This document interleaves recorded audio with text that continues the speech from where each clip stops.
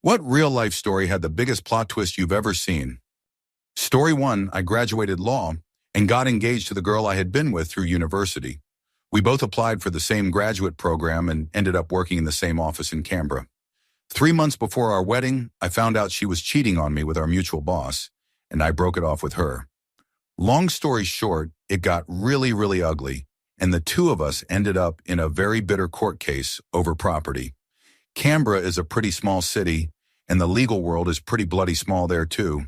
And everywhere I went, I bumped into my ex. It was beginning to seriously get me down, her too as it transpired. And I applied for an Australian government overseas development job in Tuvalu, a Pacific island with about 11,000 population. It is quite a prestigious job to get, with only 2 positions offered for a 2-year contract on a rotating basis. I was successful in the application and moved on island to start my posting, to discover that my ex was the other successful applicant. I spent the next 2 years sharing a tiny office on a tiny island with the person that I quite honestly loathe more than any other in the world. Story 2. The one guy I worked with was having a baby. He told me about his girlfriend. Yeah, she is pretty big, but she is amazing. She is the one for me.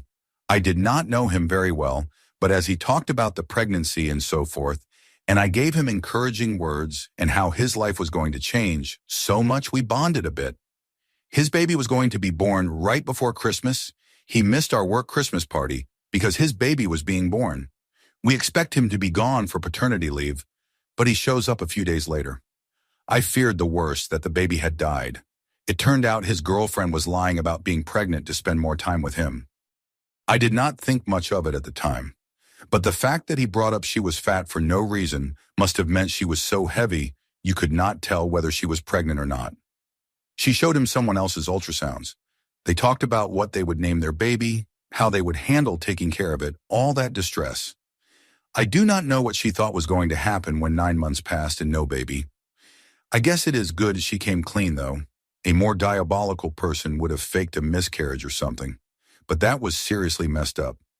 Shortly after the dude left, so I do not really know how he handled it. Story 3. 1991, I am 19, just signed the lease for my first solo apartment. Just got the first paycheck from my new job. I deposit the paycheck at an automated teller machine. Another first, I had always gone into the bank to do it.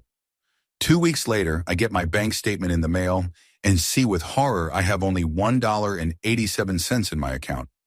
Way wrong, I should have at least $200. I had been very careful with my spending. I am freaked. I came within $2 of bouncing my first rent check. I am literally reaching for the phone to call the bank when the phone rings. It is the police, asking if my automated teller machine card was stolen. I check my wallet and the card is missing. My job at a theater pub came with cash tips, so I did not use the card often, and tell them I was going to call them anyway, because I was missing $200 from my account. Well, we have got your card and your $200, so come down to the police station, they tell me. I cannot figure out how they have my card and the cash. Does not make sense. I drive down there. Detective says someone, let us call him Bob, pulled in to use an automated teller machine and saw a man acting suspiciously while he was using it, moving back and forth as if trying to dodge the camera. Bob says the man then left the automated teller machine, got into a car, and drove away at high speeds as if fleeing. Bob then went to the automated teller machine and put his card in, which popped out. Bob then withdrew $200, and then another automated teller machine card popped out. My card. Bob's card had popped out because the crook had left my card in the automated teller machine before speeding away. Bob realized he had withdrawn the money from my account and not his, so he brought my card and the cash to the police and reported the attempted theft. The detective gives me the description of the crook. According to Bob, it was a man 5 feet 7 inches, brown hair, round gold-rimmed glasses. I say out loud, so, about my height, my color hair, and glasses like mine, before realizing Bob was describing me. I had never deposited a check in an automated teller machine before, so I was moving back and forth, following the instructions on the screen, filling out the envelope with my account number, punching the amount in, and so on. I then forgot to take my card out and just left because I was careless. I drove away at high speeds because I was 19, and that is how I drove everywhere. Worried the detective might be annoyed, I did not tell him I was the crook. I just thanked him and left with the money I stole from myself. Somewhere in a box in my closet, I still have the police report where I am both the victim and the perpetrator. Story 4, I once had a job interview. It was very early in my career, and I was trying to move 500 miles to a new place. I built prototypes and brought samples of my work. It was a 9-hour drive, but everyone seemed so enthusiastic that I figured it was a lock. I did not get the job. I found another job in the area and took it. 6 months later, they called and asked me to interview for the job above the one I had applied for. I was given an offer on the spot and worked there almost a decade. In the first few months, the people there told me the guy whose job I had, who would have been my boss if he hired me initially, had actually said the samples and work I did was beyond him, and he did not want an employee who knew more than him. Well, I guess he does not have that problem since they fired him and replaced him with me. Story 5. One of my good friends in high school started hanging out with this guy from the other public high school in our city, and before long they were basically joined at the hip. She had a huge crush on him and was pretty sure he liked her too, but she had never had a boyfriend before and was too shy to make the first move. One night they were hanging out and he told her he had something big to confess. He was gay. They remained close friends. Then a few months later at a party, the guy introduced all of us to his younger by 1-year brother. The dude and his brother looked similar, had similar personalities and the exact same sense of humor. Fast forward 20 years, and my friend is happily married to the brother, her best friend is her brother-in-law, and he and his husband are godfathers to her kids. Sometimes the painful crush on the gay guy pays off. Story 6. I work at a prison, and a lady flew all the way from Nigeria to visit her brother, who was supposed to be incarcerated at my unit. She speaks little English, but we tried to explain to her that the inmate was not in the system anymore. He must have been released. We call a supervisor, and it turns out he was released over 5 months before. She walks away confused and comes back in with her husband, who speaks English much better. We tell him the scenario and he asks, well, where did he go? He does not have any friends or family in the United States. We told him we do not know where he went. He was released. He could be anywhere. The guy, obviously confused, says, well, he could not have gone anywhere because he does not have any legs. Nandro. So a man without legs from Nigeria with no ties is moving around the United States and no one knows where he is. Story 7. For a semester in high school, my English teacher set up this game where one student was a secret killer. Every couple of days, the killer would sneak a note into a classmate's locker, backpack, textbook, or whatever that says, you have been eliminated. My best friend and I were trying harder than anyone else in the class to play detective on this, especially near the end of the semester. Near the end of school, there were about 6 students left, and it turns out my best friend was the killer the whole time. They took the last 6 students who were alive and brought them in front of the class one at a time so we could all debate if he or she was the killer or not, and the person could explain their side. The teacher brings my friend up and says, okay, tell us what happened. And my friend starts explaining how he had to be sneaky and so on.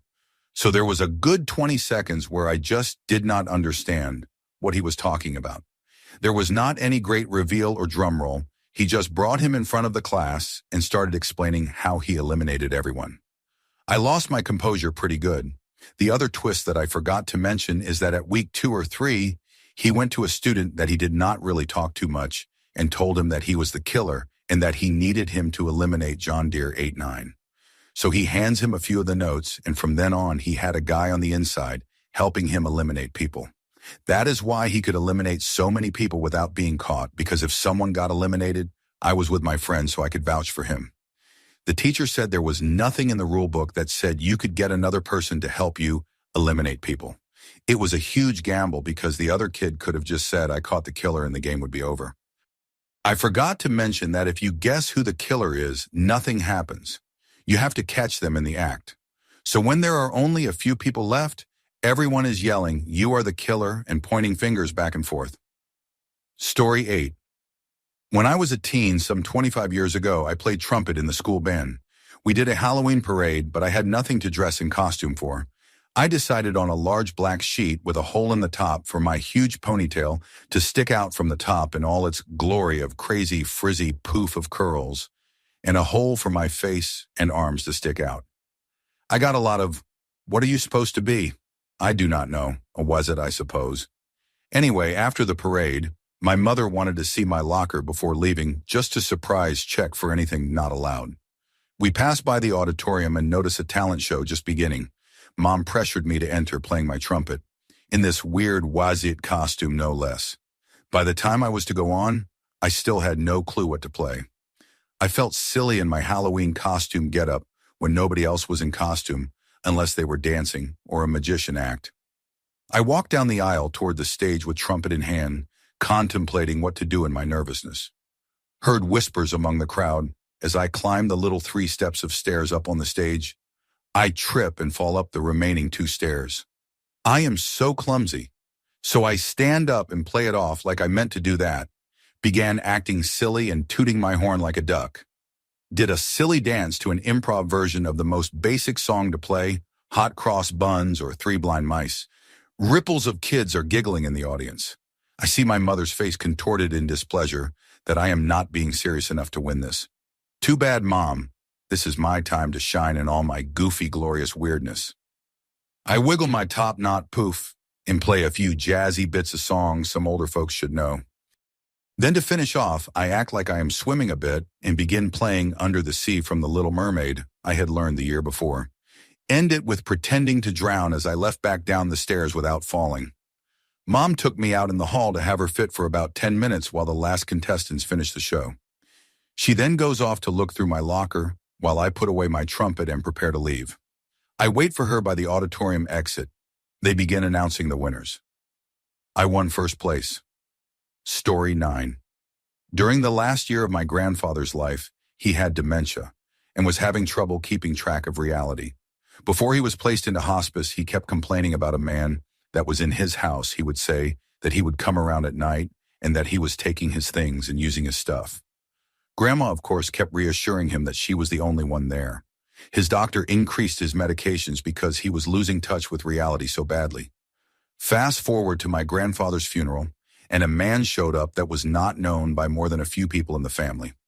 Turns out he was an old friend of my grandmother's who showed up to give his support. In a small town like that, it was not exactly an unusual thing to have random people show up to the funeral home who knew the person at some point. Well, about a year later, my grandmother lets slip that she is seeing someone, the guy from the funeral. At this point, nothing too odd. They got to talking at church, and we thought it was sweet. Then a bit later, sweet innocent Grandma mentions that it is their 3rd anniversary. Grandpa died 2 years prior. This man was the person that Grandpa saw in his house every night. He was the reason that everyone thought Grandpa was losing touch with reality. He was the reason that my grandfather was medicated to the point of being unable to function for the last difficult year of his life. Story 10. There was a cookie exchange at my work. An odd pairing cookie was a rosemary caramel. It was so delicious I had 5 on my break. During the day I was so inspired. I worked in a bakery. I was just having the best day. All my favorite songs came on, and then I started getting these burps. It tasted like the rosemary, but something was off. I started feeling weird and tingly before my lunch break. My hands started to feel odd. Now being the mixer for the day, I worked with heavy machinery and knives. Soon a manager came by and asked if anyone had some cookies.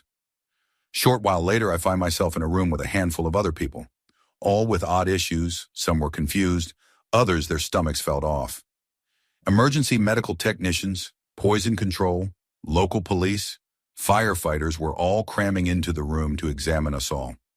Turns out that odd pairing was cannabis cookies. We were affected more than we realized. Story 11, I worked for a bank at their call center as a workforce admin.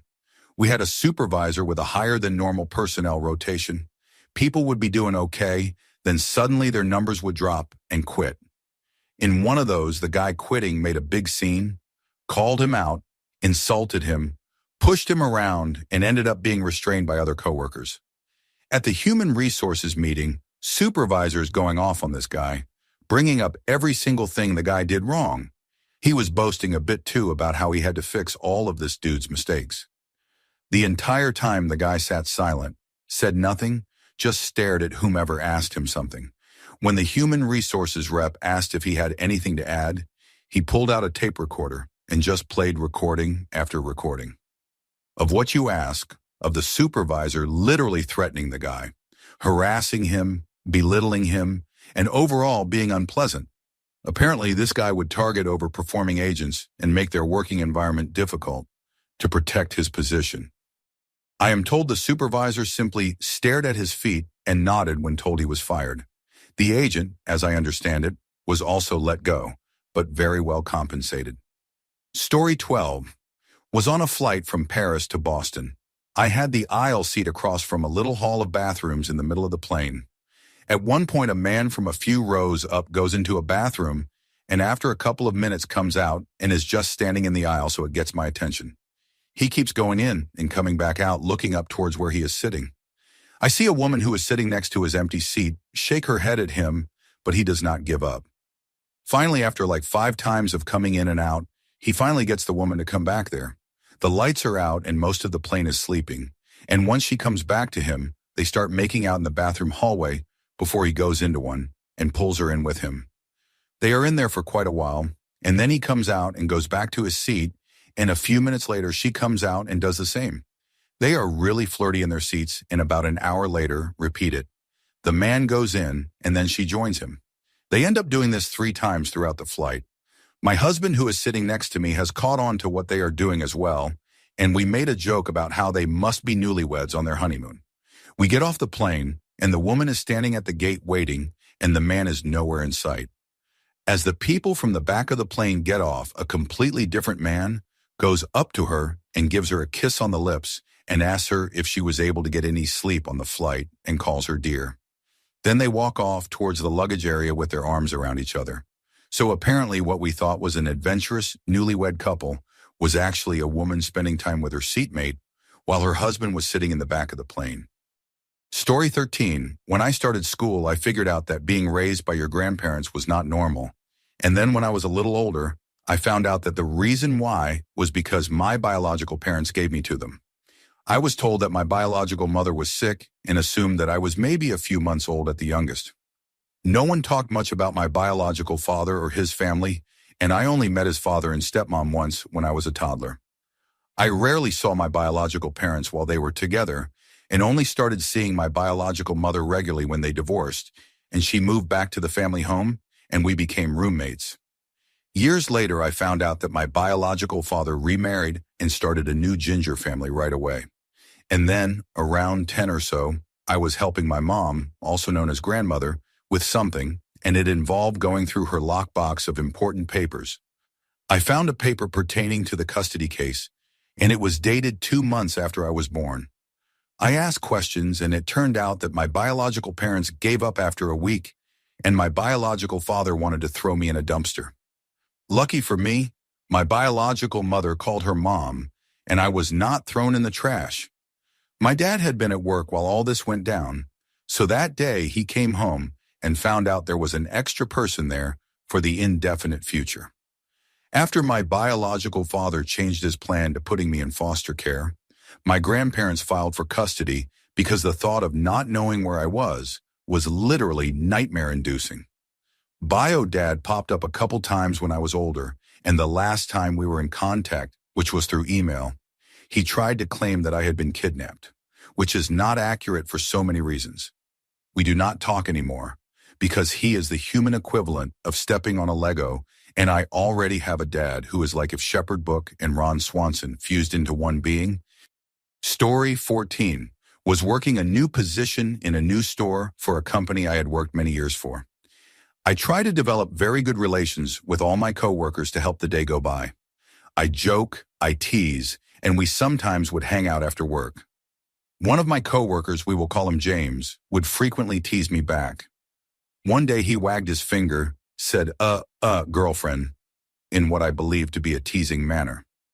Grabbing the moment to tease back, I stated, "Oh, come on, James, only girls can get away with the head bob statements, and we all know you would make an ugly girl." James' scraggly, bearded face instantly burst into laughter as everyone around him looked terrified.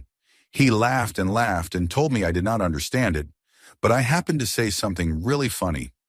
Everyone else looked like the color had drained from their faces. Turns out James had been born a girl, and I had met him 3 years after his full transition. He was good-natured about it. I told him to compliment his doctors, who helped him, because he was obviously living his true life that made him happy. Underneath it all, I was mortified and have never made a gender joke since. You never know. Story 15. Years ago when I was in college, I drove back to my hometown to spend Valentine's Day with my best friend, as we were both single and lonely. She got a group of people together and made plans for all of us to go ice skating together on Valentine's Day. A lot of people we knew from high school were going to be there, including this one girl my bestie did not like.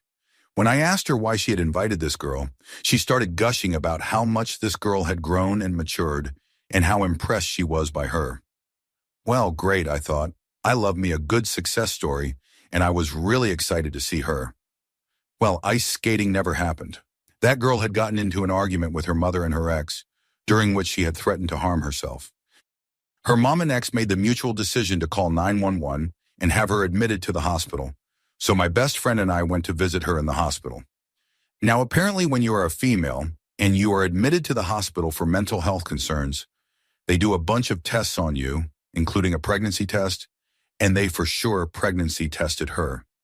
She dropped the bomb on us that she was 8 weeks pregnant. We congratulated her, of course, even though a baby was the absolute last thing she needed. And bless her heart, she seemed to be self-aware enough to realize this, and she kept telling us, no, this is not a good thing. But wait, there is more. You thought the pregnancy was the plot twist, right? Well, little did we know there was much more to come. See, after leaving the hospital, my best friend and I decided to hit up the grocery store for some chocolates and sparkling grape juice to enjoy together. While at the grocery store, we ran into a guy that my best friend knew from elementary school. They made small talk for a few minutes. Now, apparently he knew that girl too, and I cannot remember why, but he brought her up. And here is where it gets interesting. He mentioned that the last time he had seen her was a couple of months ago while hanging out with a mutual friend. My best friend told him that this girl was in the hospital because she had threatened to harm herself, and that we had just visited her in there. And get this, she is 8 weeks pregnant. Upon hearing this news, the poor guy's face went as white as a sheet. He told us that the last time he saw her, which was about 8 weeks ago, he had spent time with her without protection.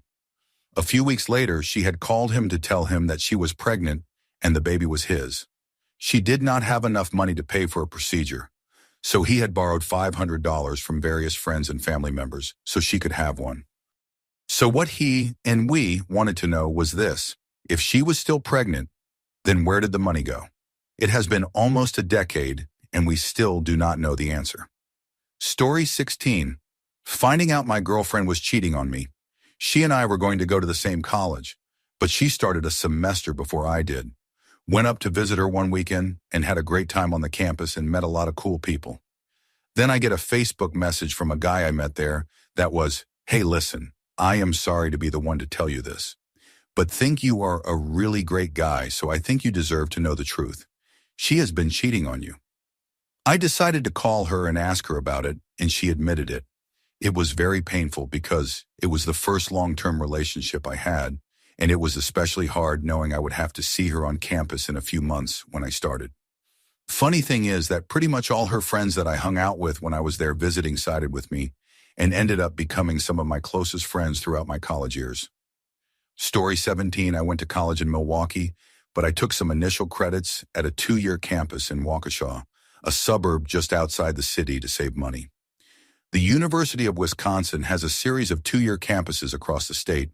They did some classes remotely, including German.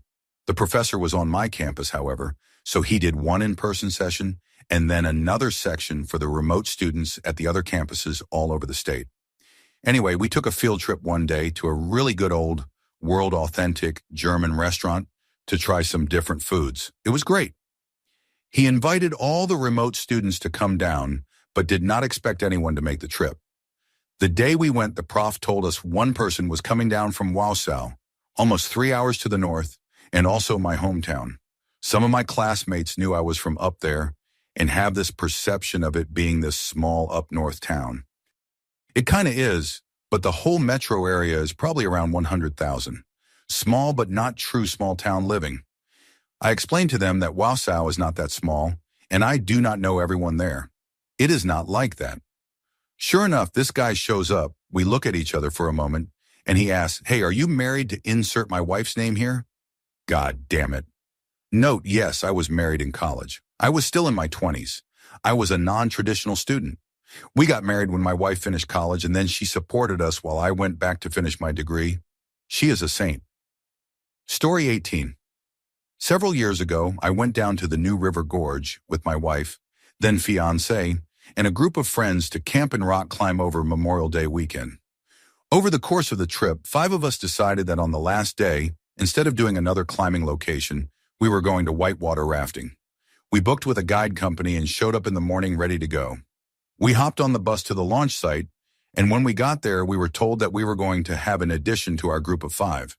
The guy who was introduced to us said he got too tired the night before and missed the first trip of the day that he and his friends had booked, but he lucked out since there was one open spot in the next trip. Great. We load up and start the trip, just chatting with our new rafting friend. Over the course of the ride down, this guy seemed to know his way around a raft and seemed weirdly familiar with the river.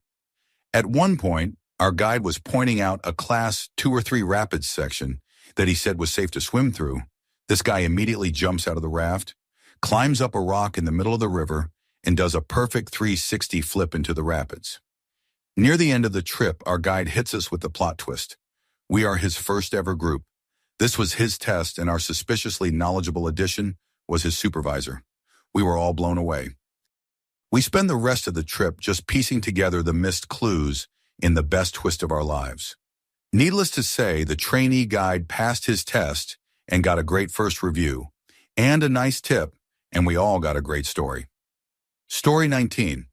I have a co-worker, Joe, great guy who has an equally great wife, Nina. Over the years, and even prior to meeting Joe, multiple doctors told Nina she would be unable to get pregnant on her own due to problems with her ovaries and fallopian tubes. She and Joe decided that a child-free life was okay with them, so she and Joe married and lived happily for 12 years. When they started out, they did not have much, but as time passed, they progressed in their careers and made a nice life for themselves. Finally, they got to a point that they were comfortable enough to buy a sports car for themselves, something Joe always wanted to do. It was the first new, off-the-lot car they ever owned. Now, Joe and Nina were in their early 40s at this time and figured they would just coast on into retirement. Well, about 6 months after they bought the car, winter came. Nina got a case of the flu she just could not seem to shake. She just felt run down and nauseous, just not herself. After about 3 weeks of this, she went to the doctor. The doctor asked if there was any possibility she could be pregnant. She laughed at him and said, "I have been married for 12 years now and have not had so much as a scare of being pregnant. Multiple doctors said it is just not going to happen for me. No way." But her doctor said, "Humor me and let me rule it out. Just do a urine test." Well, wanting to figure out what was actually wrong with her ASAP, Nina did the test and, you guessed it, pregnant. So in their 40s and with 12 years of living, just the two of them, they were expecting. After the initial shock wore off, they were actually pretty excited even though they had to sell the sports car, since a 2-seater was not really going to work for them. A few months later, their son John came into the world the usual way, happy, healthy baby. So they became a family of 3 and they still are today. John just finished his first year of high school, great kid and super smart too. You just never know what life is going to throw at you. Story 20, I am from a relatively rural area in the South and went to high school with your average stereotypical white rural kids. Went back for a reunion and saw one of the most backwoods guys there with his wife. When I say backwoods, I mean in high school he was a chewing tobacco, pickup driving, flag-waving Appalachian mountain redneck.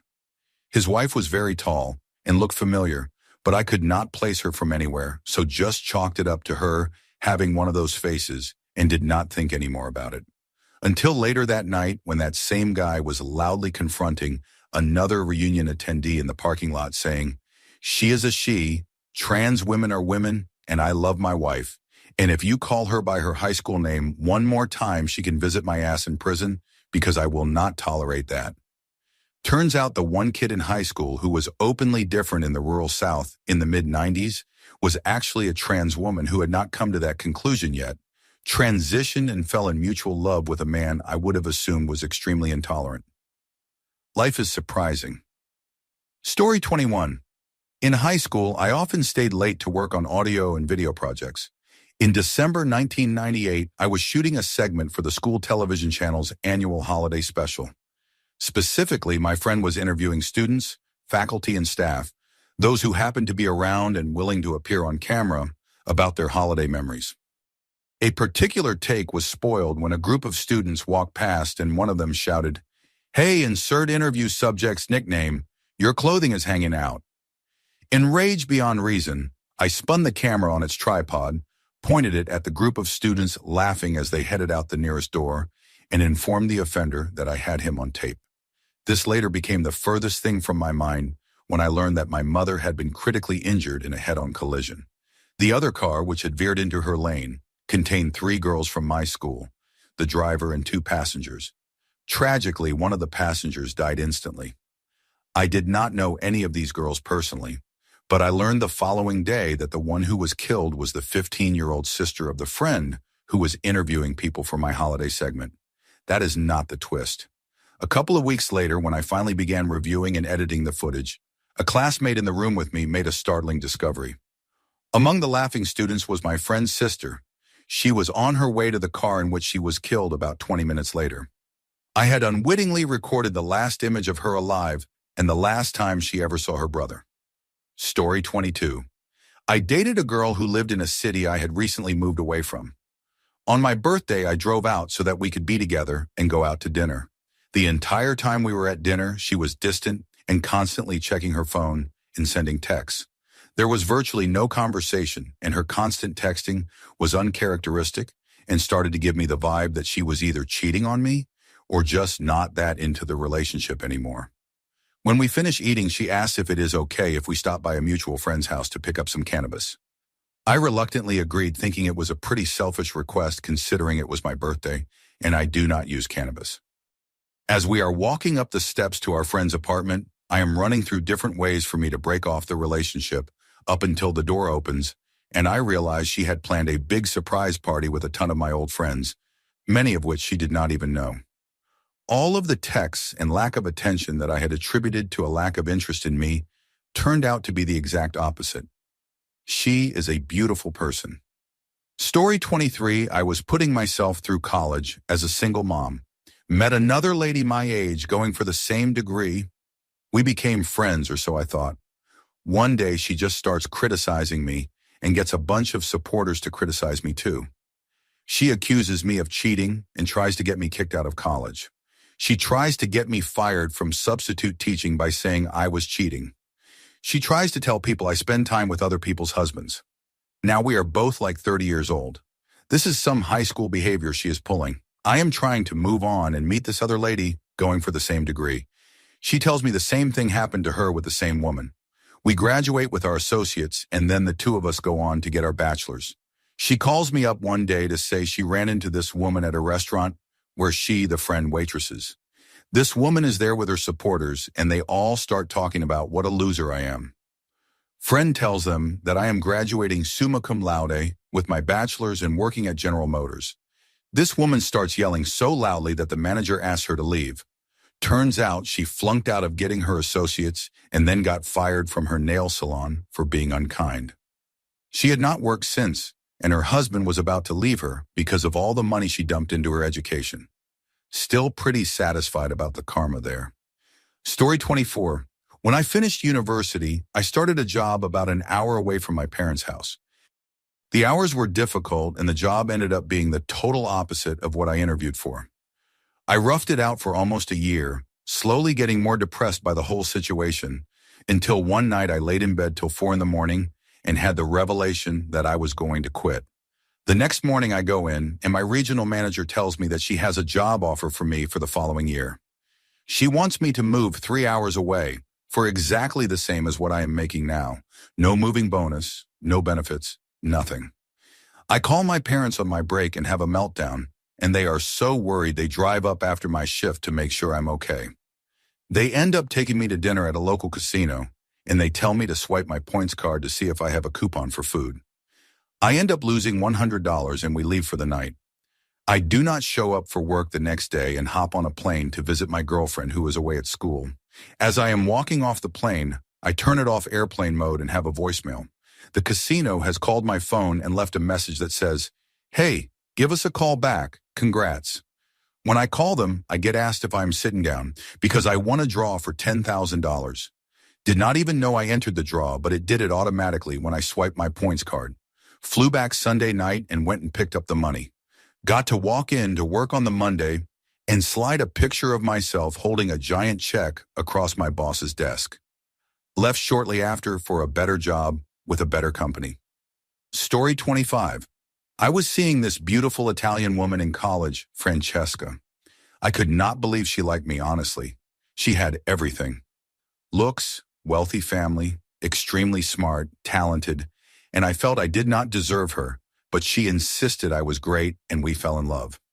It was not long before I was over at family events, mingling with her family, gigantic, loving Italian family, and I quickly became friends with her cousin, Marco.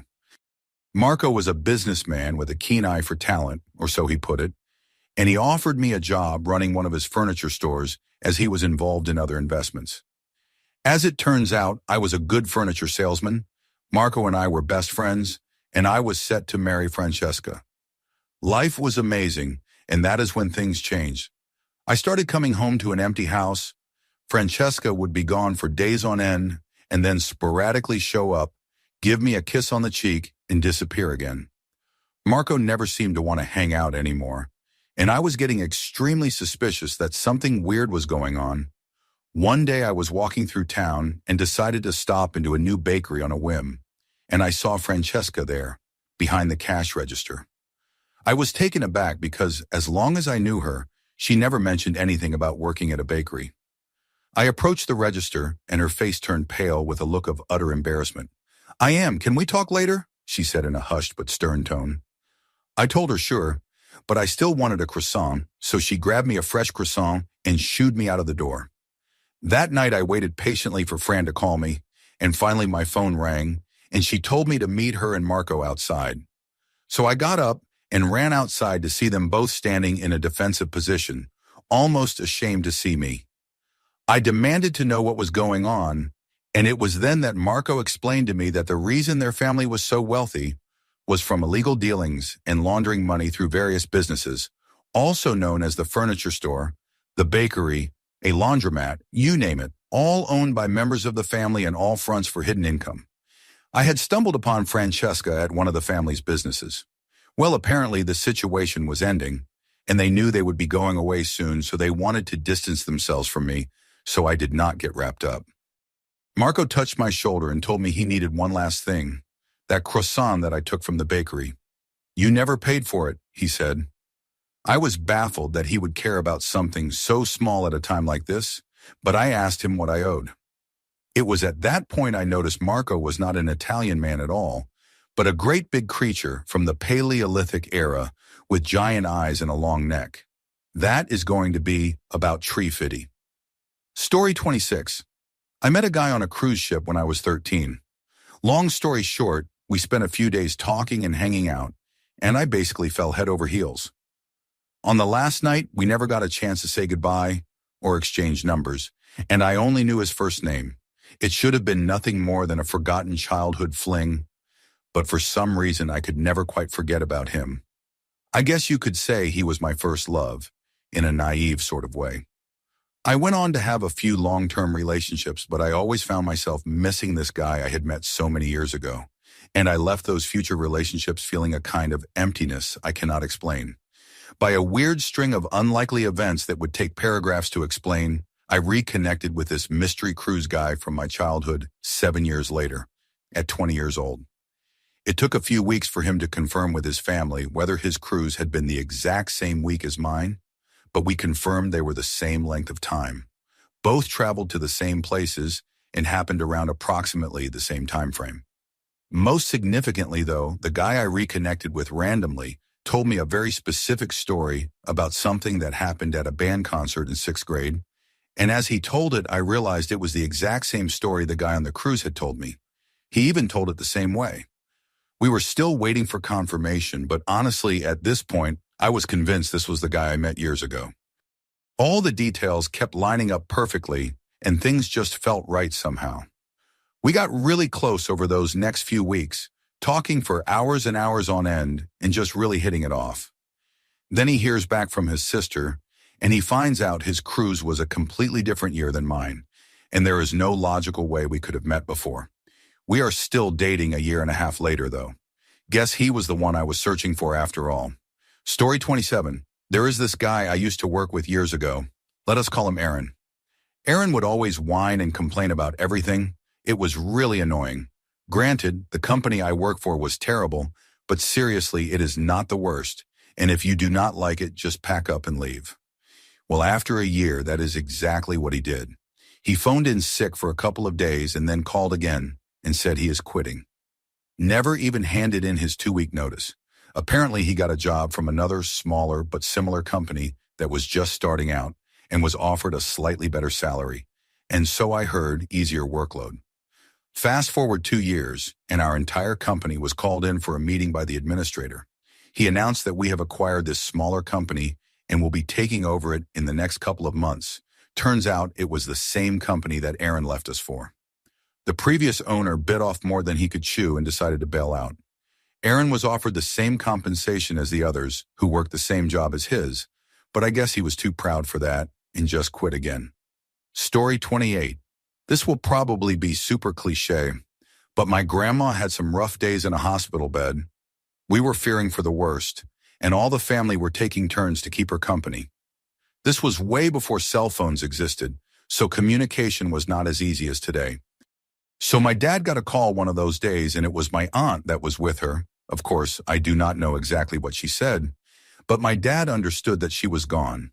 We rushed over there basically as soon as he hung up because he wanted us to say goodbye. During the whole car trip, my dad was crying his heart out. We arrived to the hospital. We were, of course, very sad. We already knew in which room she was, so we went directly there, ready to say goodbye, except she was not gone at all.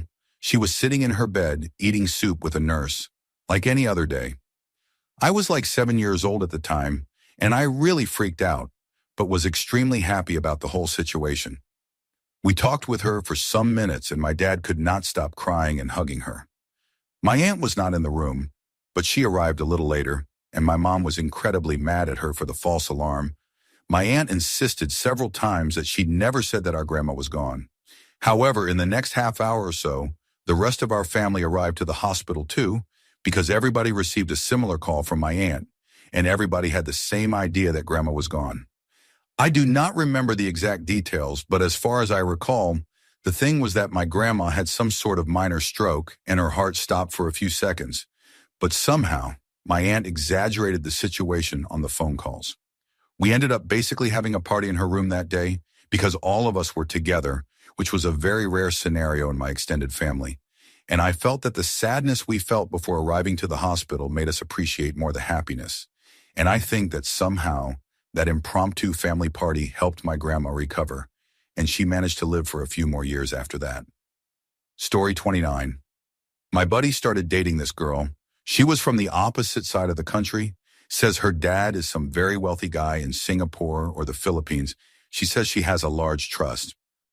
They get pretty serious, and she rents this luxurious condo here, buys a brand new Escalade, a dog. He moves in with her. He is a chess person, so she goes and has her chest enhanced. She says she has to go back across the country every so often to see her sisters and family. This goes on for a year or two. My buddy always asks to go with her to meet her sisters and family, and finally she agrees over Thanksgiving, but says he has to get a hotel room because she does not want her family to know she is living with someone outside of marriage. Thanksgiving morning, he wakes up to a knock on the door. She is not in the room, so he answers it, and it is some random guy who turns out to be his girlfriend's husband. Her sisters she has pictures of and talks about are her children, and her husband is the very wealthy one, not her dad. They sat and talked for a good half hour, and then I got a phone call on Thanksgiving, asking if I can pick him up at the airport later that evening. Oh, and she said she was our age at the time, 24-ish, and turns out she was 38. Story 30. Had a long-time client bring her rabbit in because her estranged husband had been keeping it and neglecting it while she and her kids were in a women's shelter. After checking the rabbit out, doing a nail trim, cutting some mats out, and feeding it some recovery food, she explained how she got the rabbit back. Her oldest kid, probably 11 or 12, had been staying with her mother-in-law, but her mother-in-law had not been letting her son, my client's husband, see the kid because there was a restraining order against him for the entire family, physical abuse. So my client's husband found out when his oldest kid was at his mother's house, went over there with a gun, harmed his own mother right in front of the kid, and tried to take his son. The kid got away and ran to a neighbor's house to call the cops. My client had gotten the rabbit back when the cops came to her for permission to search her husband's house. This whole thing happened within like 8 hours of when she brought the rabbit in right before we closed for the day. We did not charge her for the visit. We let her stay in the clinic as long as she wanted. I think the doc even went next door to buy her a pizza. Story 31. When I worked at an amusement park, our employee parking lot had this lifted truck with flames on the side, huge smokestacks and truck decorations on the back. We affectionately named it Douchebag Truck. One night, we are walking through the parking lot, and we have all had a massive amount to drink. I make a comment that I need to puke, and someone jokingly said to puke in the back of Douchebag Truck. I did, without hesitation. We all laughed, and then another friend decided he had to pee in the back of Douchebag Truck. Again, we laughed. Flash forward a month, I am at a party with my friends, and this angry guy starts a fight with this hippie dude. We break up the fight, and the hippie was grateful, so he bought us all beers, and we all became fast friends. The day hippie friend is moving out, we all offer to help him pack and move. We follow him, boxes in hand, as he leads us to Douchebag Truck. We stared in disbelief. Nothing could have prepared me for this. Story 32. A few years ago, I was in Cuba with some friends, and on the second night we went to a club called The Cave. We were having a good time on the dance floor when all of a sudden we see this chick bent over with a guy dancing behind her, and her face leaning into another guy's crotch. It was dark, and my friends and I slowed down our groove trying to make sense of what was happening, and honest to God, I am pretty sure she was giving a guy attention on the dance floor. Fast forward to the end of the week, we are on the plane heading back home. I was sitting next to this guy who was raving about how this was his first time out of the country, Canada, and that he had such a good time. We were trading stories back and forth, and he said 2 days before we left, he met this one chick with a solid body and how she was amazing. I was telling him how we went to the cave and was showing him pictures from my camera. We are scrolling through and he stops on one and points to a girl in the background. That was the girl I spent time with. I took a closer look at the pic, and sure enough, it was the chick that was with those two guys on the dance floor. Poor kid. Did not have the heart to tell him what I witnessed. Did not want to drop a bomb on his first vacation. Story 33 happened to me earlier this year. For context that will be important later, I work in human resources for a well-known corporation, and my parents have been divorced since 2010. I was at work when my sister texted me a screenshot of a Facebook message. It was a girl in her mid-20s who was asking my sister to help her get in touch with me, though she did not say why. I told my sister that it was probably just a person who wanted a job with my company and saw that I was in human resources there. There have been enough odd people friending me on LinkedIn over the last few years that it seemed like the most logical explanation. Did not think more about it until I talked to my mom later in the day and found out that she had received a similar message from the same person. When I saw my wife that evening, she had a message as well. At this point, I was a little worried that we were dealing with an actual confused person. My wife brought up the possibility that since I had taken the 23andMe genetic test a few years back and was sharing my results, maybe it was a distant relative who was just a little too excited about genealogy. I thought it was unlikely, but decided I would check the site later that night, which I did from my phone while I was taking a dump about an hour after dinner. Good thing I was already pooping, because I would have anyway when I saw the results. She was my half-sister. After a brief moment of shock, I called my dad and asked him why I had a half-sister showing up on my genetic matches. He said that he would be over later. We were staying at his place for a few weeks, waiting to take occupancy of our new house, but he did not sound overly concerned, which was weird given the circumstances. He showed up about an hour later with my mom.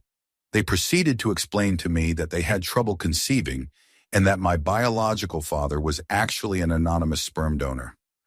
They were under the impression that his sample was only used to create me and my sister, but that was obviously not the case. I went from having one sibling to at least 9 that I know of.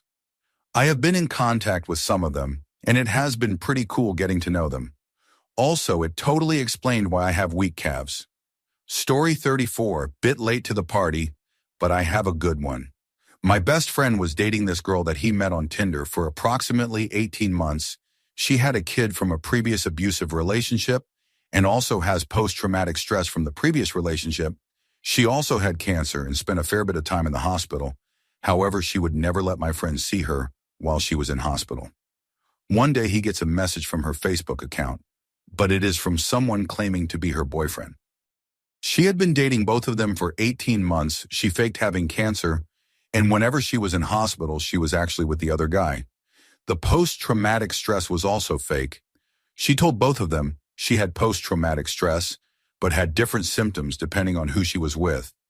At one point, she faked a pregnancy and subsequent loss with my friend, but never mentioned it to the other boyfriend. Turns out she has a long history of doing this kind of thing to get money from people. The biological father of the kid took her to court for custody of the child and won full custody. He was never abusive, by the way, and now my friend and the other guy are looking at taking her to court for fraud. Story 35. During my senior year of high school, my friend's home life started to fall apart.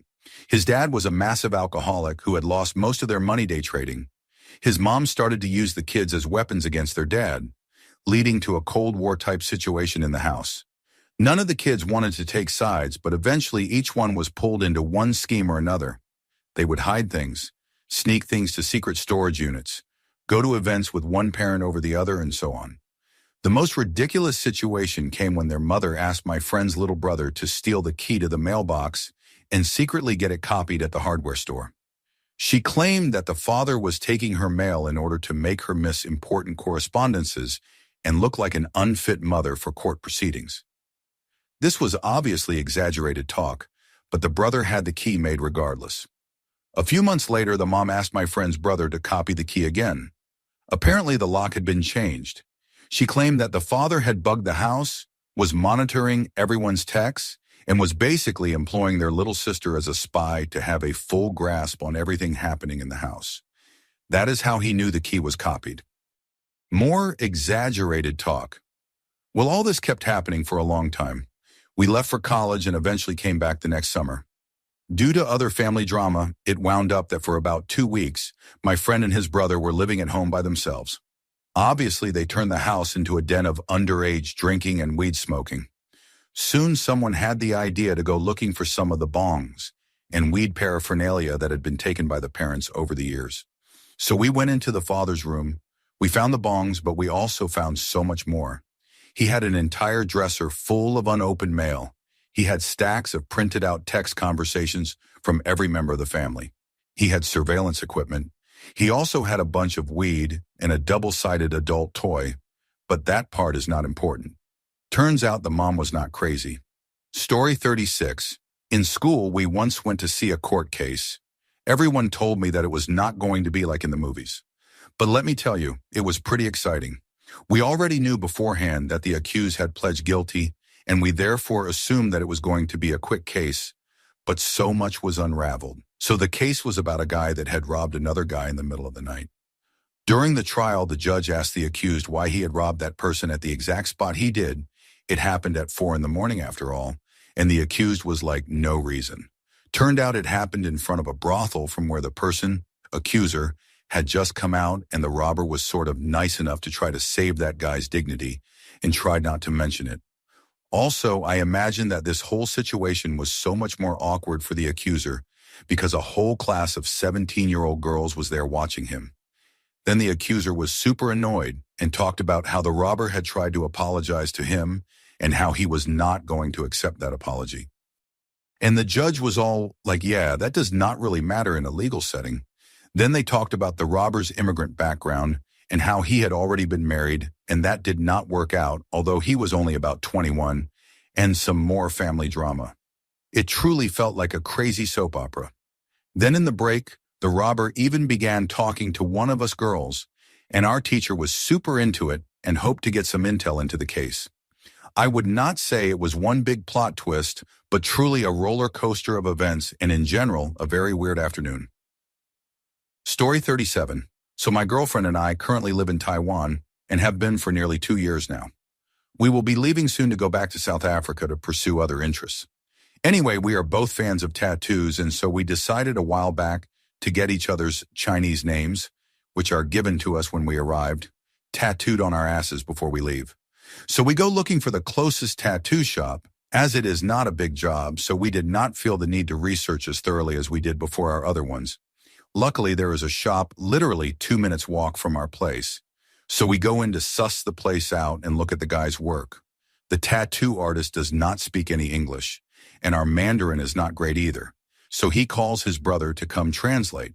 So we get it all booked and sorted, and our appointment was for that coming Sunday. We arrive on Sunday and start getting it done. His brother is there, and we are all chatting away happily. His mom is also there taking photos and being the typical embarrassing mom. It is a family business, and the whole family is tattooed up and seems super proud of their tattoo artist son. Anyway, my girlfriend gets hers done, and then while we are waiting for the stencil to dry on my ass, the artist invites me out for a smoke outside. We are smoking, and I notice this tattoo on his neck, and the style looks very familiar. So I pointed it out and said the tattoo artist's name, which is Doctor. He nodded and smiled and said, yes, yes, doctor. I then pulled up my sleeve to show him my first tattoo, which was also done by Doctor. Now this blew both our minds because Doctor is a South African artist and as far as I knew had not traveled, although he must have because I knew this guy had not been to South Africa. But to randomly stumble into a shop in Asia that is a couple minutes walk from me and then find out the guy has been tattooed by the same guy who lives halfway across the world from there blew my mind a little bit. Story 38.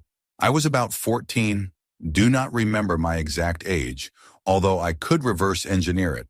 I had never kissed a girl, never really had a girlfriend. I was a gawky and introverted nerd living in a little town. Did not have many friends and not all that crazy about most of the few I did have. I was the smartest kid in my class, but scrawny and unathletic. In the span of a few years, I had somehow gone from being one of the cool kids in my grade to being one of the people who are mostly ignored by the cool kids. I felt alone and isolated most of the time. My older brother gets married and they have a major wedding reception at her parents' house in a town about 10 miles away from my hometown. 2 bars, no one cares if kids are drinking. This house is an old mansion in a hick town in the Midwest, has about 20 rooms. I have had some drinks and am feeling good when someone tells me that one of the bridesmaids has a little sister my age who thinks I am cute. I eventually find her, it is a huge party, and we chat for a bit and hit it off. She is pretty and seems bright and funny and nice. I have visions of having a real girlfriend for the first time. I feel like this could be a turning point in my life. I have met a cool girl, and she actually seems to like me. Between the alcohol buzz and the unexpected situation, I feel like a little kid who has come downstairs on Christmas morning and found everything he wants under the tree, plus a bunch of other great stuff he did not even know existed. We roam off, holding hands, and find an empty room. We sit on a little couch and talk some more. Finally, I work up my nerve, and I kiss a girl for the first time in my life, and she pukes in my mouth and runs out of the room.